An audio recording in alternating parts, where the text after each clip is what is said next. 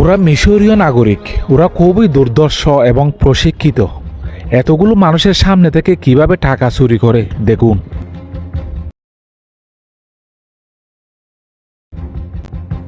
আমি আসরের নামাজ পড়তে গেছিলাম আমার ছোট ভাইরে বসাইয়া, ঠিক আছে।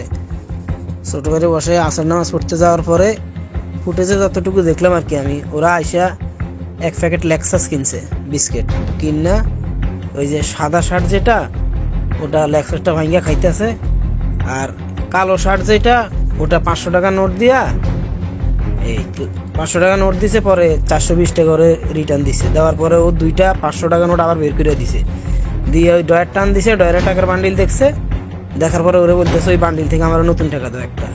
মানে ও তো ইংলিশে বলতেছে, তাই না, ও ইংলিশে বলতেছে, ও বুঝছে ওরা এই মানে বিদেশি আর কি। যাক, তো ও টাকার বান্ডিলটা বার করছে, বাইর করে ওরে দিল একটা টাকা, এর ভিতরে ওর হাত থেকে টাকাটা বান্ডিল পুরো বান্ডিলটা নিয়ে গেল, নিয়ে কৌশলে ওই দুইবারে আমার 35,000 টাকা নিয়ে গেছে।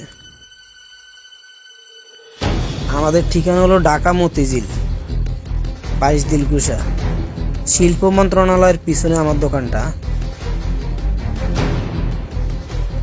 ওরা এর আগেও বগুড়াতে এক ব্যবসায়ীর অনেক টাকা হাতিয়ে নিয়েছিল, যা আমরা পোস্ট করার পরেই নওগাঁ থানা পুলিশ তাদেরকে গ্রেপ্তার করেছিল।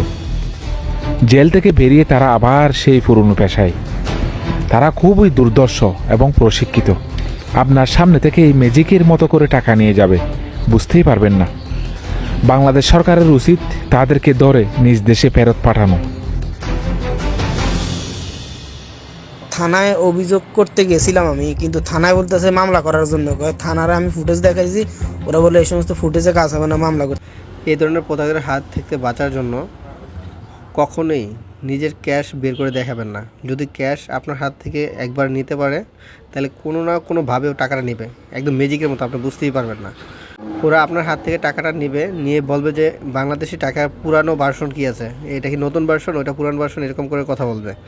ওরা এমনভাবে কথা বলবে আপনি বুঝতেই পারবেন না যে ওরা প্রতারণা করে আপনার কাছ থেকে টাকা নিতেছে। প্রথমে আপনার হাত থেকে টাকাটা নেবে, তারপর এক হাত থেকে আরেক হাতে টাকা সরাবে, তারপর নিচের দিকের হাত দিয়ে টাকাটা দুই বাস করে তারপর এক হাতে আপনার টাকা দিবে, অন্য হাতে টাকা লুকায় ফেলবে। আপনি বুঝতেই পারবেন না যে টাকা নিয়ে নিছে।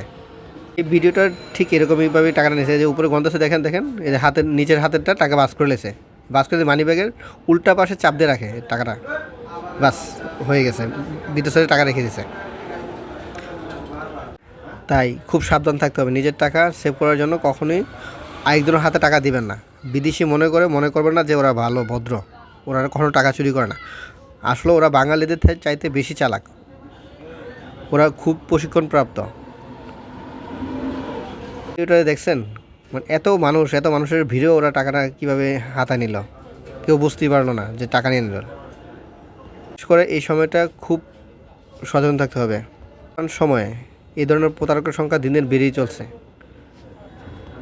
আমরা বাঙালিরা বিদেশিদের খুব ভালো মনে করি, কিন্তু তারাই বেশি